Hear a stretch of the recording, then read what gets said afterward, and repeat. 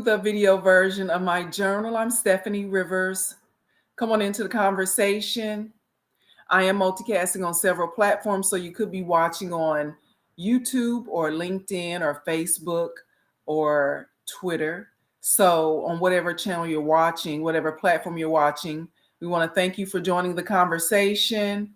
Be sure to like, share, and subscribe. Those when I post new videos, you'll be the first to know. So, what are we talking about today? Well, when it comes to issues of politics or the justice system or other hot button issues such as religion and healthcare, there are many viewpoints to consider. Yet, when it comes to the issue of clean water, there can only be one narrative, that being it's something that everyone needs, especially since the human body is made up of between 55 and 60% water. Now, that's why stories about the dangerous amounts of lead and other toxins in drinking water in Flint, Michigan and Jackson, Mississippi got so much attention. And it turns out that toxic drinking water happens more often than we'd like to think in countless cities across the United States. So right now, it's an issue in Fort Worth, Texas.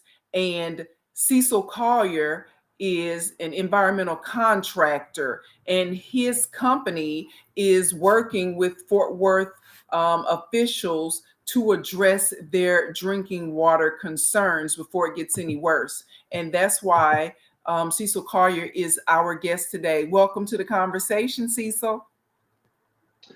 Hey, Stephanie, how are you today? Hope you had a great holiday. Glad to be on the show. Thanks for inviting me.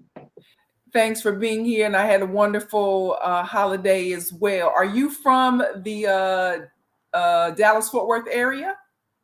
I am born and raised. I am what they call, I guess, a unicorn now. I'm originally from Fort Worth, and I still live here. Okay, all right. So let's jump into it because we have a lot to cover. Now, summarize for us what is happening to the drinking water in Fort Worth and why is it happening? Okay, well, I'd like to kind of take you down a little bit down memory lane on that, but the Fort Worth drinking water, how we got to where we're at right now is there are contaminants in all the water supply across the nation. About 49% of the nation's water supply is contaminated in some form or fashion. But just kind of taking you back a little bit, we started out our environmental company in what we call asbestos remediation. So we were the company that actually went in and actually took out asbestos out of facilities or whatever before they could actually renovate them or do a total demolition on them or something of that nature. And as I was starting to look for contracts or whatever, an older gentleman that was in the industry, he told me, he said, if you follow the water, you can follow where most of the contracts will probably, will probably benefit you.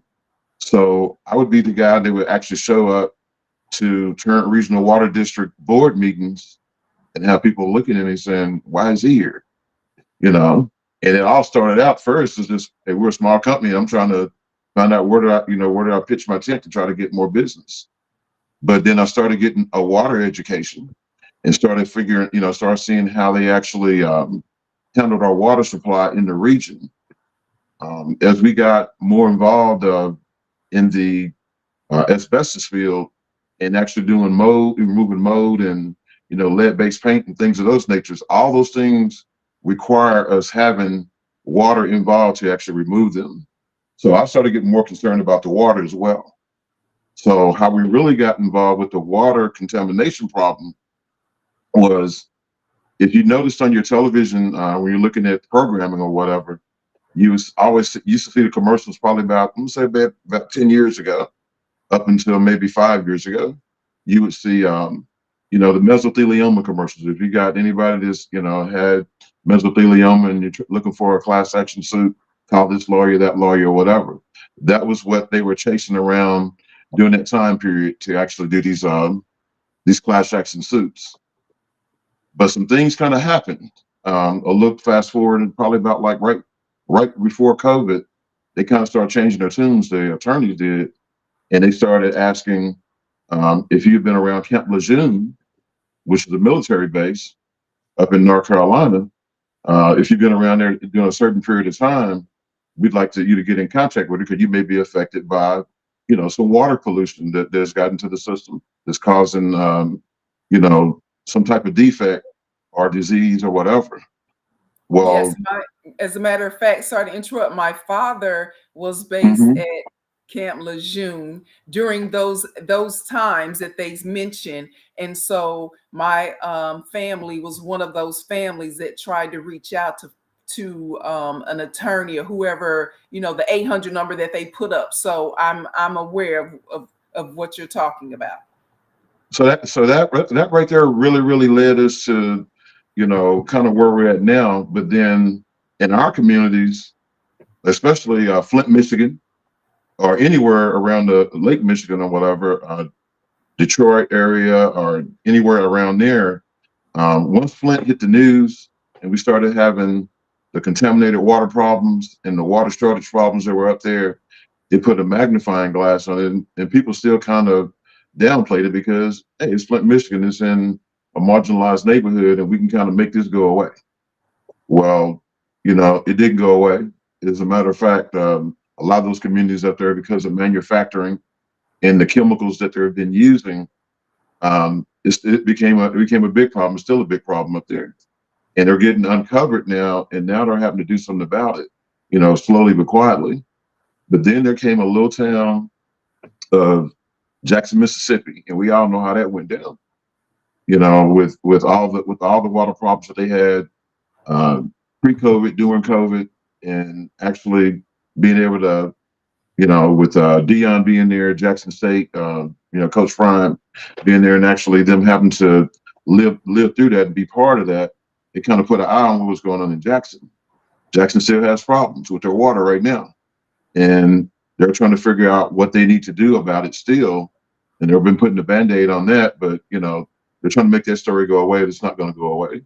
Well, that kind of opened up the door for everything. So we started doing some deep research. I did personally, again, trying to see where we can get in on actually doing some environmental contracts.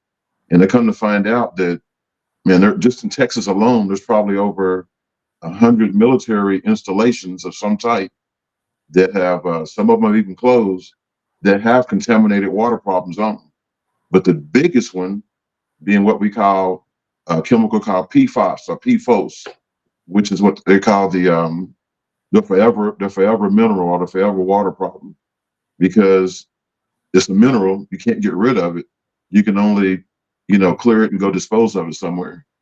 So we fast forward here to Fort Worth, which just to kind of set the record straight on that, Stephanie, not actually working with Fort Worth, we're actually petitioning Fort Worth to actually let us come and work side by side with them to actually see if we can help them, because the city I love, city I'm in, to actually we can address those problems, because there was a group that actually did a study, I guess back in May of 2023, and we were put on the list with the EPA of having the PFAS problems in our water. So, with that being said, like any other problem like that, when it's that magnitude, what those powers that be, what they will do is they'll put up some form of disbelief, and they'll do a feasibility study. So the feasibility study had been going through the feasibility study since May of this year. We're at the end of the year now. Well, Thanksgiving comes around, and at Thanksgiving weekend, everybody's enjoying, the holiday. But the Fort Worth report, um, KXAS, Channel 5 News, and a couple of other outlets, they put a story out behind a group of environmentalists that were suing the city of Fort Worth. I mean, they were trying to bring us a lawsuit against the city of Fort Worth for PFAS water. So in turn, Fort Worth, or any other city, they play kick the can down the road they filed a lawsuit against the EPA. So now that's kind of where it's stuck at in litigation on, how to solve this problem. Because really, it's going to take a massive undertaking to actually make it happen, than with a system we got now. I will say this: Dallas reached out to us. That's not the city of Dallas, but a company that's representing the city of Dallas, because when you have land renewal or urban renewal involved, you want to make sure that you can get people have started asking questions about, you're going to put these multi-million-dollar facilities or whatever on this land. What is the land? What's the minerals looking like? What's the water looking like? So I applaud Dallas or that part of Dallas to actually getting out there ahead of everything and saying, look, we're going to take this thing on and start doing some cleanup. And so here we are. They reached out to us. We represent a company that we are the only mobile water filtration company in the nation right now. So in other words, the traditional way of actually cleaning this water up is, okay, you have contaminated water and you have to have, multi amount of trucks go in and actually take all the contaminated water and then take it to a landfill that will actually take it. A lot of landfills are running out of room. They're starting to say, we don't have the room. So you're having to truck it or find or locate a landfill that would take this stuff.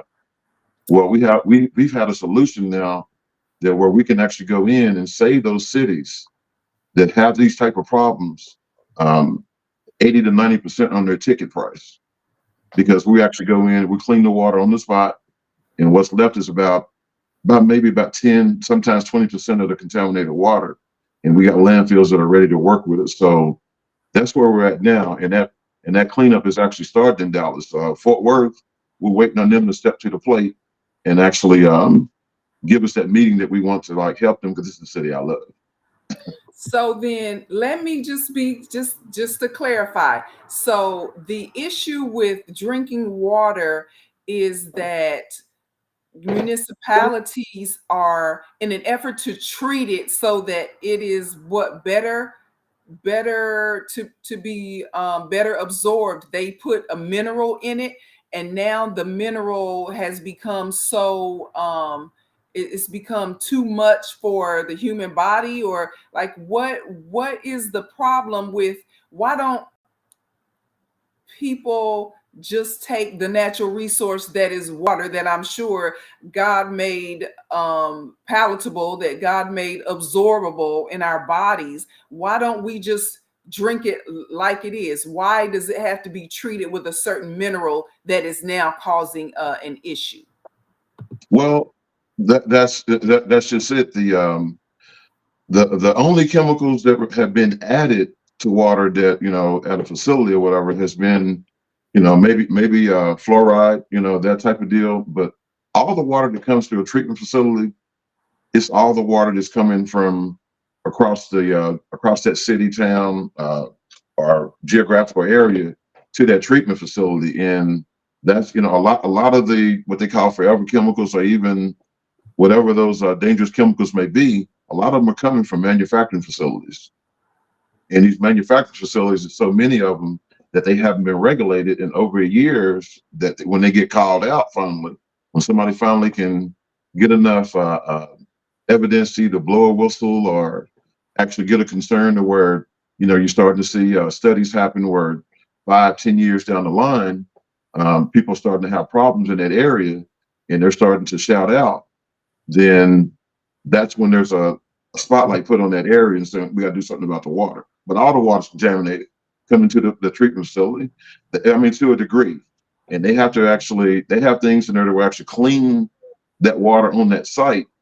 But as we have more people moving to the Metroplex, with Dallas and Fort Worth and the surrounding area being one of the number one places in the nation to move to as far as fastest growing, you're starting to have more and more contamination on the water supply on that end. But then also you have more companies moving here, more facilities going up that are actually contributing to putting these chemicals into the water supply. And unless they're treated, they remain there. So then manufacturing companies or whoever they are, factories doing whatever they do, they are using water, and then in an effort when they get rid of the water and it's returned to the general population of water that now is going to be treated to be imbibed to for people to drink, the chemicals that have been put in it are unable to be extracted from the water. And that is kind of like the general issue. Is that what it generally is happening across the country? Well, that's kind of it in the gist.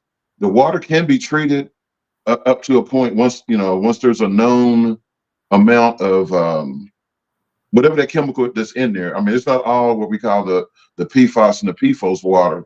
Those are just a more deadly chemical, but you have everything in the water from like arsenic to iodine to whatever petrochemicals that that actually these companies get rid of, because everybody and everything just about has some form of petrochemicals that they make. Our drugs are made with petrochemicals. Our clothing, even the very clean water that they put into plastic bottles are petrochemicals. If they leach over a period of time, the petroleum within those bottles will leach into the water, and you're thinking you're drinking great water, but it's actually been contaminated over a period of time with from the very bottle that it's sitting in. That's why when you see high end water, especially bottled water, it's usually in glass. And so they took a little more time to actually make sure that the consumer is not taking in bad drinking water. But that's only the tip of the iceberg. It doesn't change, what you're having to bathe in and what you're cooking your food in. That's just the things that are in a bottle that you're drinking out of. Right. I was going to ask that if because I drink more bottled water than tap water. So but if it's in comes in plastic, then that's another issue, because like you said, it's the contaminants of the plastic could be leaching into the water. Um so let me ask you, in general, when it comes to we hear a lot about global warming, and how Yes. global warming is that based on the amount of people using things in the trash and the overconsumption and the plastic in the environment, it is causing for more rain to happen. It's causing more heat than normal. In fact, I just left Vancouver, Canada, and I Beautiful. thought it was cold. I thought it was like 40 degrees Okay. there. But then I spoke with someone at a restaurant, and he said, "Yeah, it's unseasonably warm here because people have come here to go skiing, but because of," he didn't say global warming, but he said it's just unseasonably warm. So apparently they're used to it being what, 20 degrees, not 40 degrees. And so Hmm. talk to me about, does global warming have anything to do with the the change in the quality of drinking water, or nothing to do with it? It adds to it. And I used to live in the Pacific Northwest, up in the Oregon and Seattle area for a few years, and you know one of the cleanest states that I've ever been into as far as like recycling everything. Oregon, everything is, all the efforts they take off into trying to make sure they have a clean state.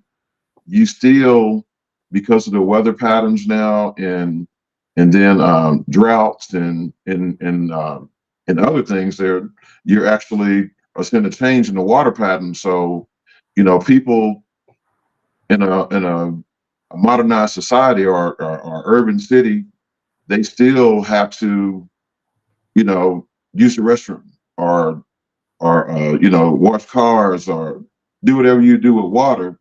And those different patterns of that, still have to go through. So when you have things like drought, and you're having to address those, the cleaning of that water in your facilities, even though you may have clean water coming through your rivers and things that are feeding from the ocean and glacier water that is like turning into just optimum water that you would, wouldn't mind drinking or bathing in.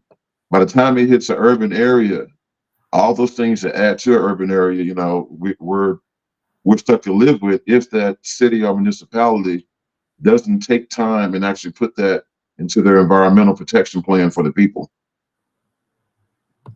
So then I opened up talking about Flint, Michigan, and we know we heard a lot about that in the issue, as well as Jackson. Now, I think the issue, and correct me if I'm wrong, the issue in Flint was that they were getting their water supply, their drinking water from a treatment plant in Detroit. But at some point, someone decided to move away from getting that done in Detroit, and they started getting it from the Flint River, which the pipes also it leached what, lead, extra toxins, which is not good for especially developing people, so babies. And that became an issue because there was a pediatrician who was the whistleblower who let Yes. people realize. And I actually went and met her during her book tour, bought her book. It's probably on my shelf. I can't remember the name of the book, but essentially, so that was what was going on in Flint. And in Jackson, it essentially was instead of the officials who were supposed to be looking after the water treatment facility, they let it dilapidate and become to the point where it wasn't working proficiently.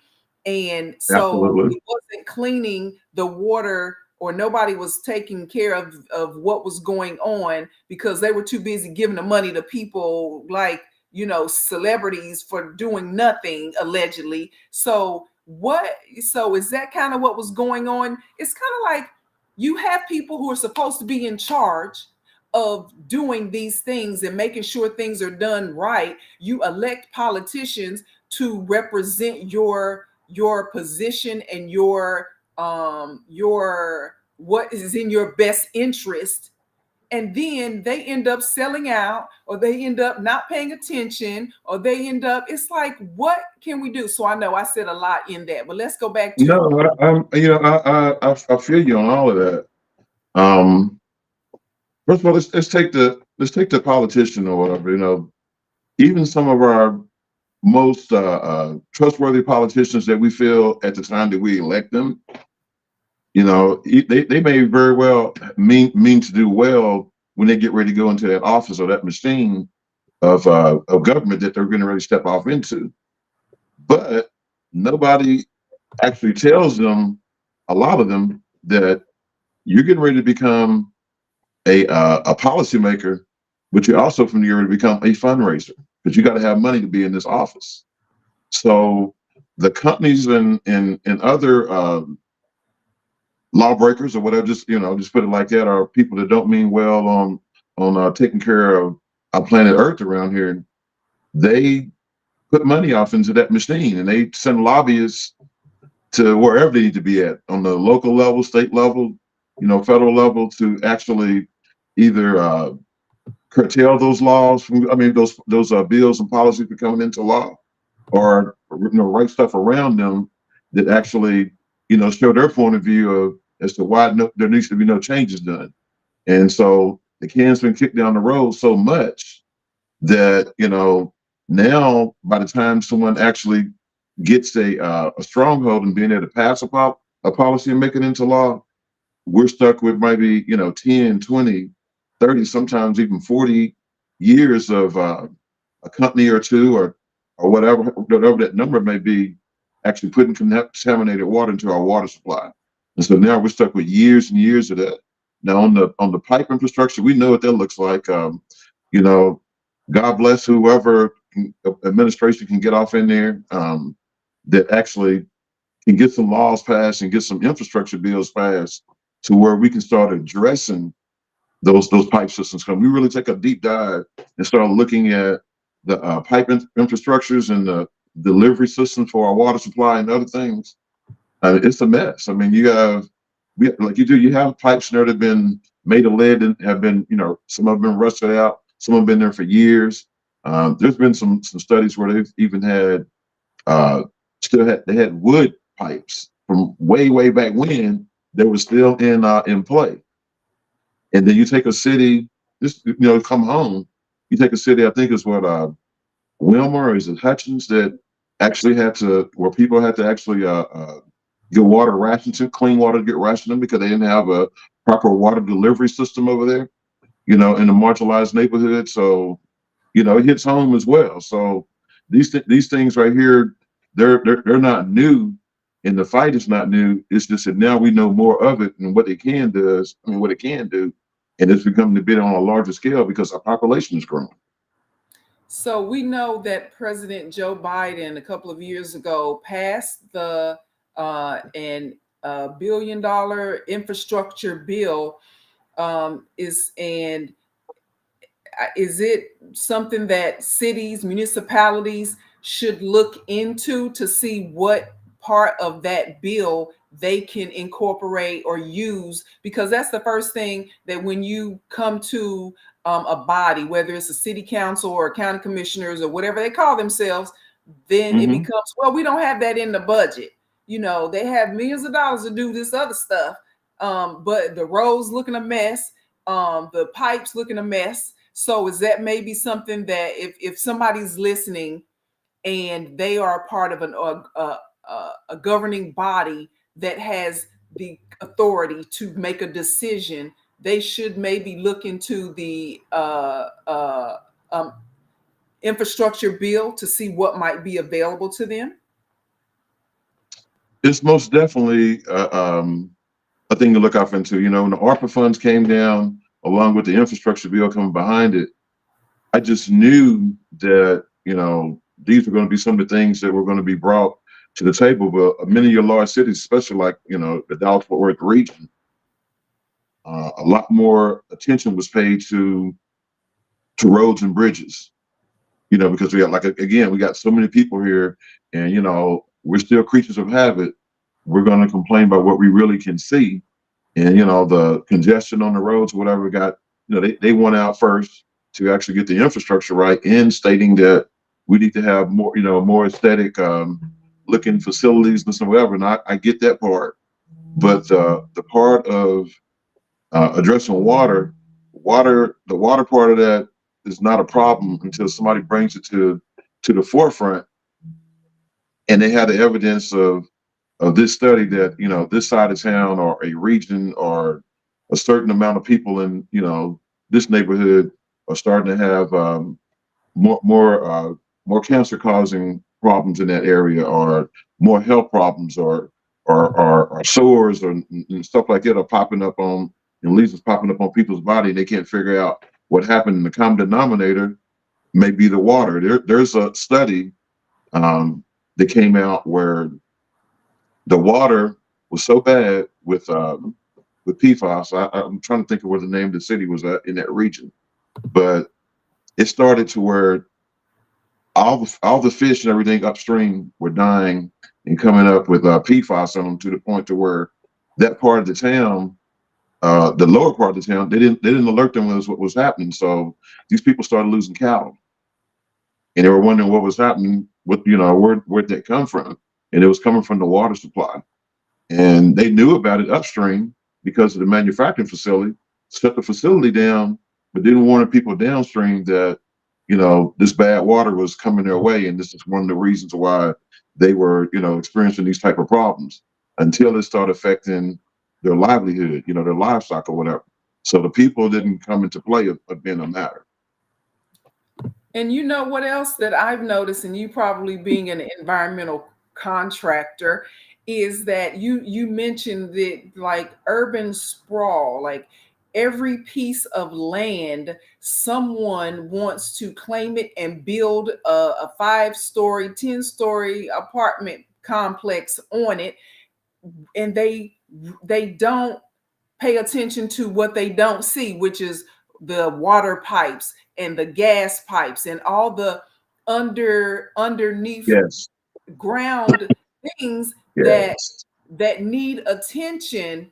And do you remember a couple of years ago, maybe 5 or 6, when it was a gas leak that happened, and they called whatever the local gas company is and told them, hey, there's a gas leak, because they could see the gas coming up between the concrete. And before, let's say within 48 hours of somebody making that call, somebody's house blew up and the little girl was killed. And it was Yeah, like, I think that may have been I think it may have been, if I'm not mistaken, West Dallas. yeah, it was somewhere around here. So these are the things that you would think a developer would have to be responsible for, or be in communication with the gas company, be in communication with the water company before they start building all these structures on top of old infrastructure, because that's going to make a difference. It does make a difference, and it takes a conscientious um, developer that's actually, yeah, you know, they're out to make a profit. We do need to make a profit as a developer, contractor, this whatever. But how, you know, what's your moral and your ethical creed that you have written into, you know, what you're going to stand on as far as building goes? Because I'm looking at it from a standpoint of just a few years ago. I can remember riding down a side of town. I won't put the town out there like that, but people will notice it, or if they really think about it, they'll see that this goes on everywhere. This side of the town, the northern part of this town, was all landfills. It was landfills, wrecking yards, all that kind of stuff. You know, went there. They did some cleanup. You know, got the junk out of the way. They actually moved a little dirt here and there, and then they started building houses on it, you know, beautifying the houses and laying stuff out, but the ground is still bad. And it's like they got like, you know, $400,000 and $500,000 and up houses over there on ground that, you know, if you told me you lived there and I was coming over to your house, I'd probably bring my own water with me. You wouldn't have to ask me, do I want something to drink? I would already have it because I know it's probably coming out of your pipes just Mm, based on where you live at.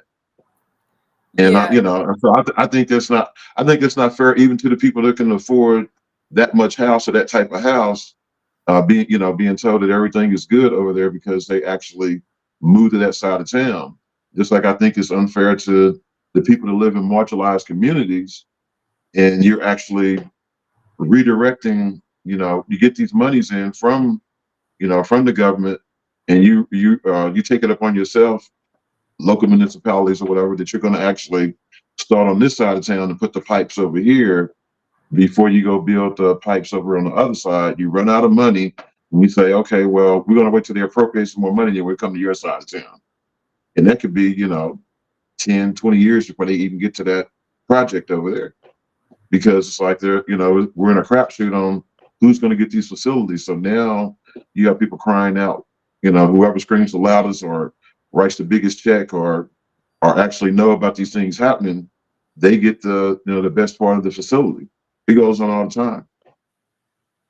So I wanted to ask you about. I was reading a recent article talking about the Colorado River, and how the Colorado River actually supplies 40 million, at least 40 million people with water. People living in and around LA, people living in and around San Diego, in and around Phoenix, in and around Las Vegas.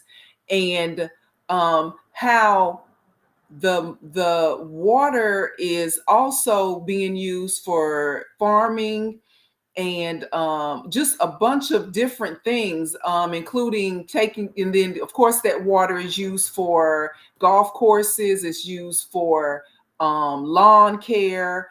Um, do you think, in your opinion, as an environmental contractor, do you think there should be some regulations or stipulations or limitations on how we use water, since apparently it is it is a resource that is dwindling, and that we need to take better care of, because we can't. Oh, and they were also talking, the reason why there was an article about the Colorado River is because they said that it is dwindling. The resources getting is way low. The water level is so low that now Absolutely. the reserves or the reservoirs are like only 25% of what they should be. It's a serious problem. All I can say is when people said no, because of the industry that I am, I just say, hey, global warming or climate change is real, regardless of how we want to, deny it. And you can categorically deny it based on what your interests are to actually prove your point as to why you can either address it or not address it. And you get enough votes behind it on either side of that, that actually will let you know which way how they feel about the problem. But the Colorado River situation, along with the Hoover Dam situation, coming out of Nevada, having seen the reserve steadily dropping there, as far as the water supply goes, and seeing places like Las Vegas and that part of Nevada actually having a building spurt now, you know, it's at an all-time high. But there's been certain, not only the water, but there's been certain other uh, uh, hazardous chemicals that are there that just hadn't been addressed. And there's been plenty, there's a lot, there's a lot of money. It's a money town, it's a money area. Money flows there all the time. Um, there's been I kind of found out about the water there in Nevada and in Colorado, just doing some studies on asbestos, and it brought me to a part of Nevada outside of Las Vegas they call it Asbestos Hill, and the asbestos was just readily there to the point to where the kids that actually live there, they'd be playing, not knowing that they were playing in asbestos, because I mean, it was just there. Nobody actually took the time to actually just really, really try to address it. But fast forward now, they take in those same areas and they start to do multi-million-dollar developments on it to actually, beautify it and actually sweep it under the rug, so to speak, literally.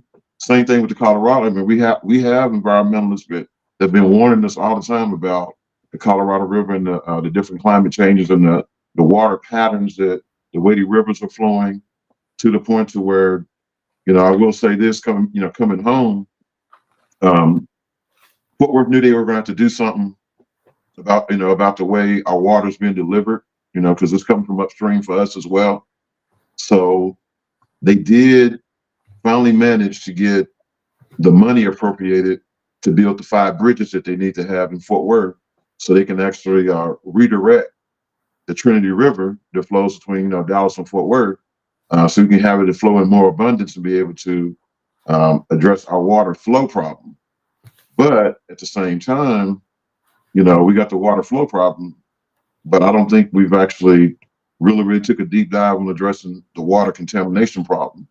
So with more people moving here, what I've been told from some research on having some visits to facilities where they do reclamation, or they reclaim the water and clean it and get it back out. All the people that are on the grid where the water flows into that particular reclamation center, they can clean it and get it to where it's at an acceptable drinking level and put it back out there. But then you have the people that most people that live in the suburbs or live on the outskirts of the city, or maybe even rural. They're on septic tanks. So with the septic tank business, most of those trucks that are actually going in and sucking their waste out and actually, taking it to a reclamation center that will take it. They don't put it in, it doesn't come in their main reclamation facility. They have collection spots that actually where this waste and everything is dumped. Now, I know this sounds kind of harsh, but you can take that same waste material and actually send it through a process and actually get clean drinking water. And that's what a lot of the a lot of these smaller cities or whatever that are in our rural areas, maybe in places like, where there's heavy drought, like West Texas and those type of places, they're having to figure out new ways to have water delivery for their people. So you're going to see a lot of that pop up in the industry as well, as far as taking wastewater. I mean, taking solid waste and wastewater and actually filtering and cleaning it and getting it to acceptable water levels, because we got a problem with our water delivery system as well, just to have water to drink.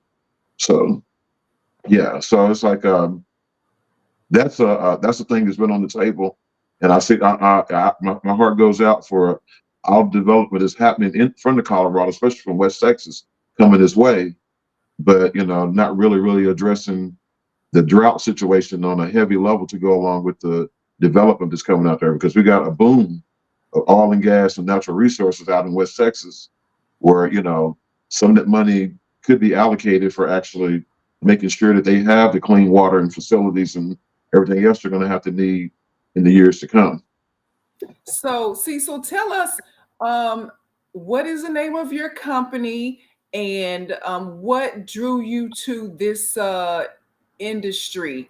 And yeah, I mean, how did you get involved with it? Because most people, it's a forgotten resource, water. I mean, everybody thinks water. Why should I care about water? It's going to be there. How did you get interested in being involved, where you said you started out with asbestos, and then that's what led you to understand the importance of water conservation, water treatment? Well, what really, first of all, just off the rip from the beginning or whatever, it's like I'm a culinarian. I'm a chef by trade, and when you're in the kitchen and you're actually preparing meals and stuff, you want you know the freshest products, the cleanest water, you know, everything to be at its optimum delivery, because it actually affects the taste, and it also affects the nutrient delivery that you're actually trying to prepare for people. So that was the first thing that intrigued me, especially from the water, even before I got into the asbestos field.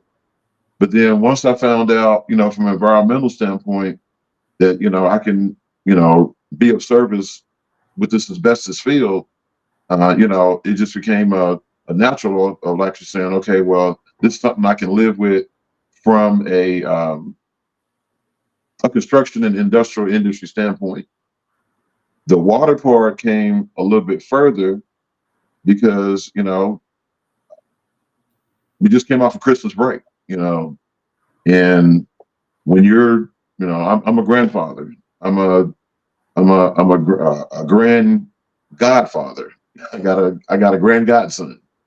Uh, and when you're looking at the next generation, and you're looking at, if you really have a conscience, you're thinking about what are you getting ready to hand over to them, and what is that going to look like for them? It's like, we have the influencers and the other things to where we're making breakthrough through industries or whatever, where we're starting to, some of us are starting to experience ways how to actually, create wealth, but the environmental model is not talked about right along with that wealth creation or whatever.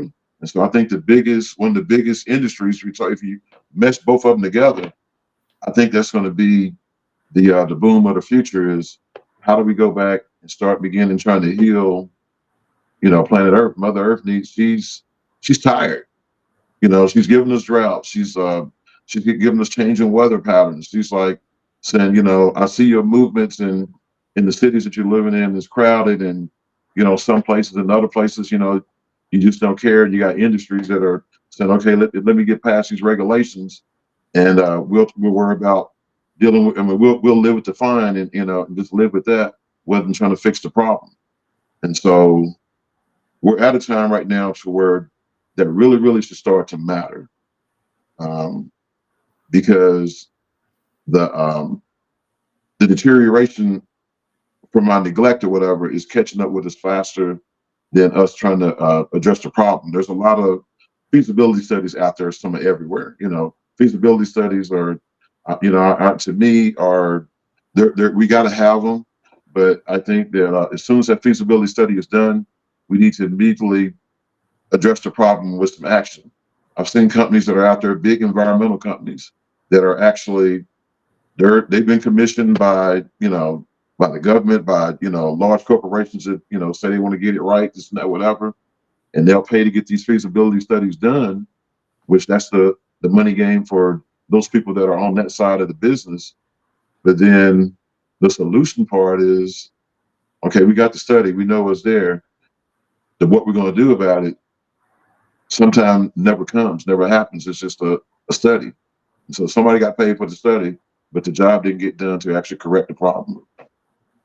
So if someone wants to reach out to you and your company, how can we find you? Okay, well, we did a spinoff of my company is our company's called CDT Environmental. That's what we use to address the environmental issues as far as construction goes. But once we start seeing and start having want to be part of the solution for actually the way our water is delivered and what our water is going to look like for the future, we started a company called Revive Earth Solutions. And Revive Earth Solutions actually represent, we're a marketing arm for a couple of companies that actually have a proprietary software that actually goes in to actually go and clean up water on the spot and actually lessen the burden on those big companies or government facilities that were seeing this cost for cleanup being a massive undertaking.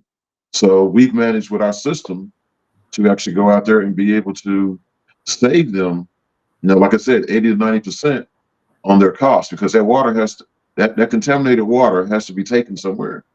And like I said, they used to take it in its entirety and had to take it to landfills. Well, landfills have started running out of room to the point to where even the landfills got to be cleaned up now. So there's a lot of places that just won't take that type of contaminated water. So we've actually given them a solution to say, okay, can you take 10 or 20% of that? They are generously willing to work with us and are starting to work with us. But because because we're a new kid on the block, we're still trying to, prove what we got going on. We got white papers, we got studies, we've got jobs that we've done, but we're still a new company with new technology, but it's proven. And the proven technology going side by side with the traditional methods, we have the proof to actually show that this is this is the thing that we can actually do before the big boys get off in there and actually put a permanent facility at those locations and actually get to where they can clean the water all the time. So, but we need to start somewhere, and I think we're a good start. Again, that's Revive Earth Solutions. You can look us up. We've only been around for a couple of years now, but people are starting to take notice, and I'm glad that a couple of companies out of the great city of Dallas have actually stepped to us and at least taken the measure to have the first step to where we're actually putting some things together. And I would say look out for us, because I think once this thing comes to be into play, and our own white papers are more readily read. The publicity of this one particular job that we're looking at fulfilling is actually done, and we're actually to use it to put a spotlight on what we do and how it can be done, and how it can actually increase a better quality of water, a better quality of lifestyle for the people that partake of this. Then I think it'll be a normal practice. The other part on that, from a consumer standpoint, I just urge everybody. There are some companies out there that actually have home filter kits where you can actually use these kits or whatever to actually have cleaner water than you'd have than drinking out of a bottle. But those manufacturing water bottling companies or whatever have done such a good job of marketing to the point to where they have people turning a blind eye to using these type of systems to put in their home. And if they did, it would save. I mean, it would save them tremendously on their water costs, this and that, whatever. Water be safe to drink, but they have there's the myth of them having us shook about not wanting to drink anything that comes out of a tap. But if you have one of these systems in your house, the water would be cleaner than what you have in a bottled water. So I wanted to ask you, and as we're closing up now, although nobody actually owns water, it's a natural resource, they have found a way to profit from it. And at the same event where I met you, I also met a representative of a black-owned water bottling company. Or you, I don't know if you're familiar with 1186. Are you familiar with the owners of 1186 water I'm not bottling? familiar with the owners, but I'm familiar with their product. Okay. So I reached out to them and asked them to be a part of this conversation, but maybe they're on Christmas break. I didn't hear back from them, but I did still want to promote them, and I'll bring up their website. But while I'm bringing up their website, talk to us about what everyday people can do, Cecil, in your opinion, to make a difference. And you, maybe that's what you were referring to by getting your own water treatment kit, if you will, for your home, so that whatever these people do in the street, well, whatever they're supposed to be doing, your family is covered. Is that kind of like the best thing that people can do? That's what it is right now, because there are some consumer and industry, I would say like agricultural industry systems that you can use right now to give the best water delivery to, for your, for us as consumers, but also for the plants and everything that those farmers out there are trying to grow, and the water that they actually feed their cattle, whatever that may be. And then even the places that are, manufacturing um, the stuff that that we eat on an everyday basis, like, like chicken factories or whatever, or slaughterhouses or whatever.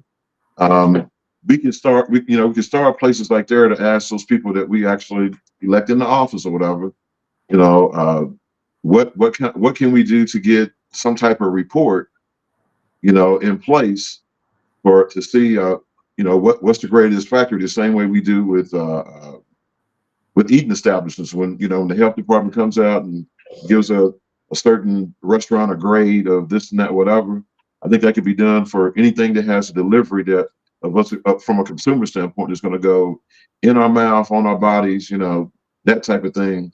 So at least we can be aware. Now, the turnaround of the problems right there with trying to, fix these solutions, it didn't happen overnight.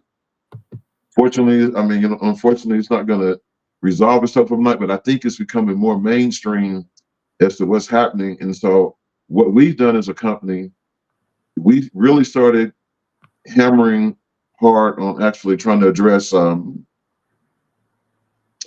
this issue on the military level, because as we're having the tug of war systems of, uh, you know, this party and that party, going against each other, and using these things as what they call political football or political weapon or whatever. I'll pass this, but I got to get these concessions type of thing. One of the things that, that they really don't concede, I mean, that they really won't fight on a lot, they still put, uses as pawns as well. And that's the military. And so we started addressing, we've been trying to address military bases with the problems that they're having, because stuff is, swept under the rug for them as well.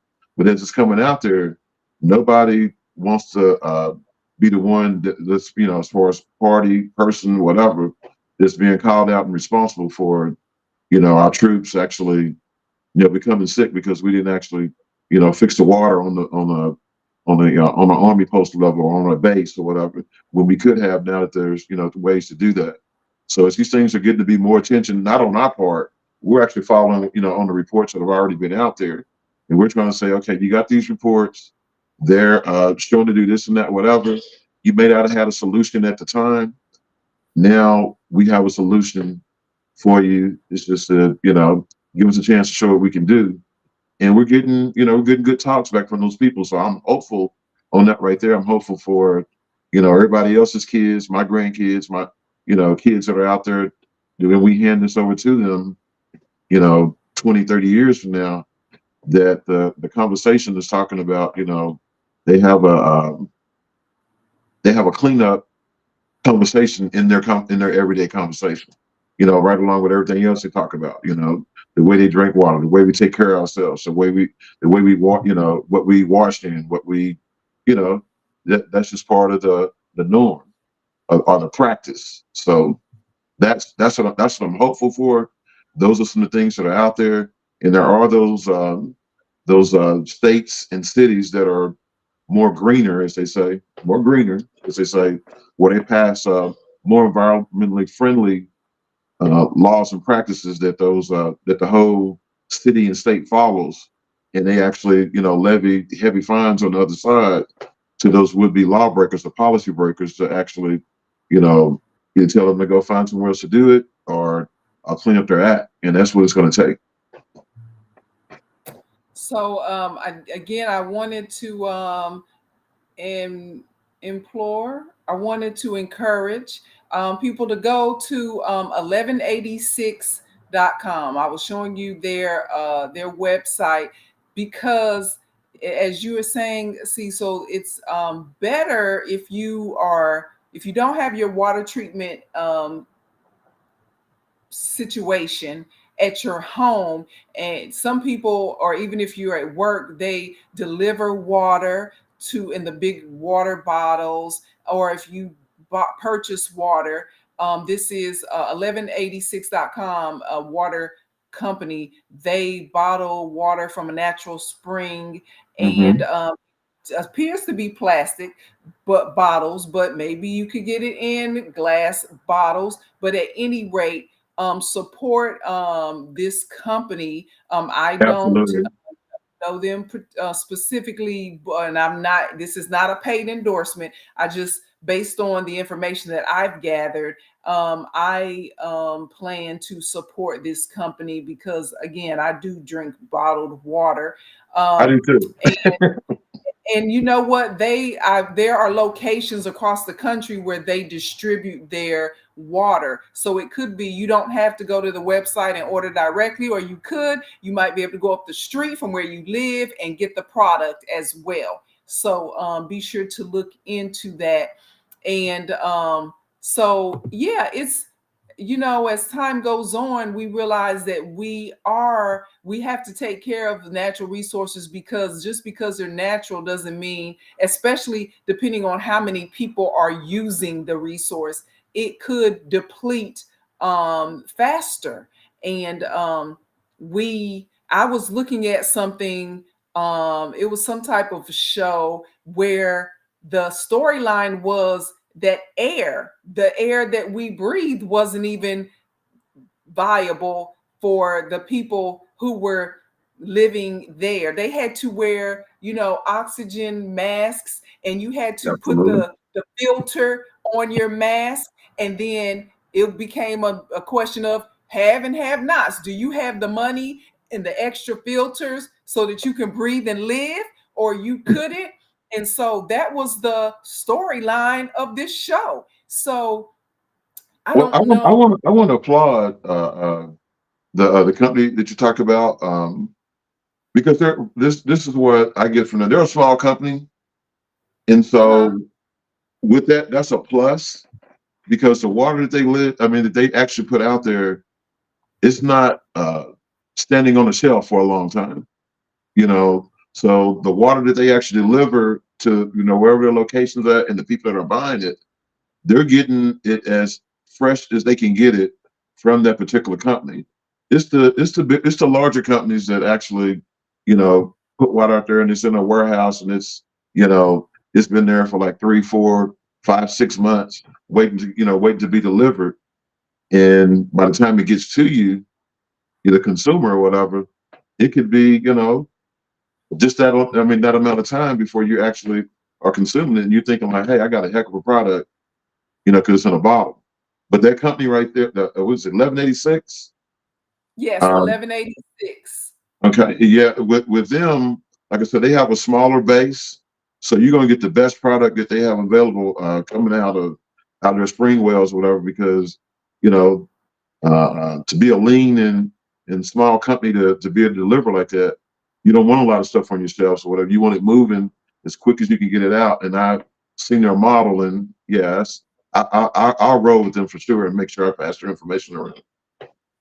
Most definitely, and this is the team of the owners and the operators of 1186 and the director. So look them up on. I know they're on most of the social media platforms. Follow their story. As a matter of fact, you can follow them at 11 spelling out 1186 water on most platforms, and they are based in where are they based? I can't tell based on what I'm looking at right now, but yeah, go check them out.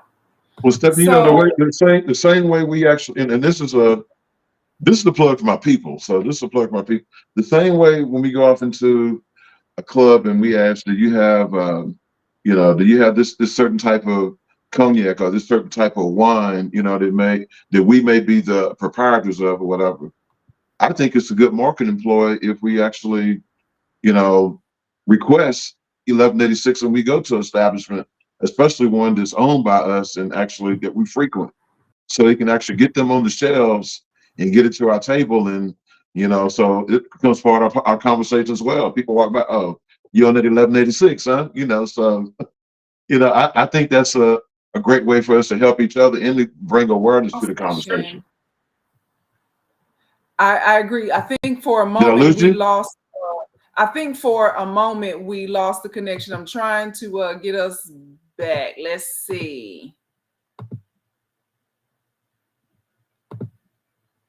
Okay, let me go ahead and click. Okay, there we go. So yeah, I agree. We need to start being more vocal about what we want, and right, because when you start requesting a certain product, and people realize, oh, if we had that product, they would come here more often and purchase and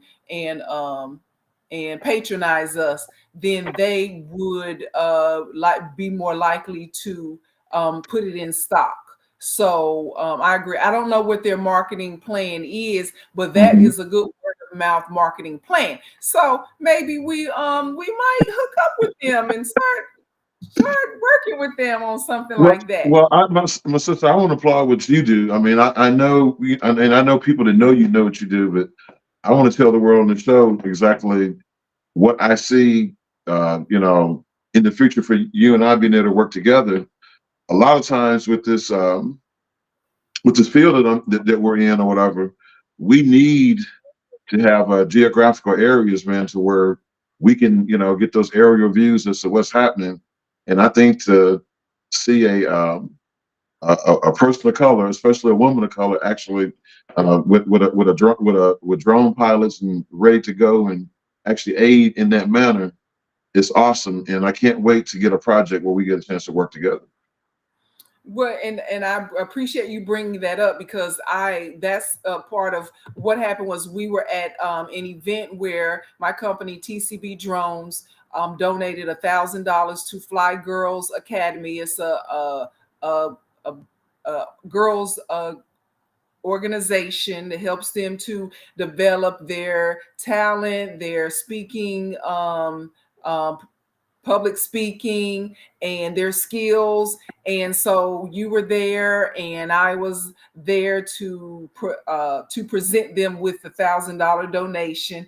And then you mentioned to me that your company is looking we could partner. And so I appreciate you reaching out to me. And then once we started talking about your company and the issue with drinking water and the issues across the country, I thought, well, why don't I have Mr. Collier on my podcast so we can talk about it? So, Thank one you, thing too. leads to another. The elbow is connected to the arm, connected to the fingers. And so that's what's up. I'm looking forward to the possibility and the opportunity to work with your company, especially on something as important as this. And so, yeah, who knows? We might be able to do some joint contracting throughout DFW as well as the region and the country, because that's what our goal is to expand our reach and our vision, and to let others know that they can do more than what they normally think they can do. Work up the street, or play ball, or do this, that, and the third. Whatever it is that they think they can do, they need to expand their horizons, because there's so many opportunities and industries out there that need their brains to come up with some solutions, and Absolutely. that's what's up. So, in closing, do you want to add anything that I didn't ask? And we look forward to working with you as you start to move into 2024. Is there any parting words? Well, first of all, my sister, I want to actually say thank you for having me on the show. And, you know, you reached out to me. It didn't, it may seem last minute to a lot of folks, but it didn't seem last minute to me. I was elated because, because of the turnaround that we had to, be able to set up for this conversation. But I was just so moved that you had, I mean, you actually felt that same way about, about our resources. So from me to you and the rest of the Revive, Revive Earth Solutions team, I want to thank you for having me on your show to be able to help spread this word about the importance of water and where water is going in our future, and how we can be a part of it, be it for the betterment of it, for the business of it, and just for what it plays in our everyday life. So thank you for that. And I appreciate you and your team as well. And again, we will keep looking forward to working with you on some of these contracts, and building our network as we go. So if we probably won't speak before the new year comes in, but I'm sure we'll be speaking in 2024. So we wish you a safe New Year's Eve celebration and a prosperous new year. And we hope to be a part of that prosperity. Same to you, my sister. All right. Happy Have a New good Year. one. Happy New Happy Year. New Year. So we want to thank you as well. We know that some of you are getting ready as well to celebrate the new year, and with your parties and such, and however you plan to bring it in. We want you to be safe, and not think that it's all about the party, because as we just spoke about, there's so many issues, pressing issues that need our attention, and our what's the word, we need to be a sound mind and body as we go into 2024, as we go into tomorrow, as we go into the next month, as the next day. We need to be of sound mind and body. So it's not always about the party. It's about being prepared for what is coming, and making sure our children and our families are prepared for what's coming. So with that in mind, have a good time with your party, but remember, there's miles to go before we sleep. So I want to thank you for joining us. And to find out more about the things that I care about, you can go to the written version of my journal. That's at eurweb.com. Thank you so much.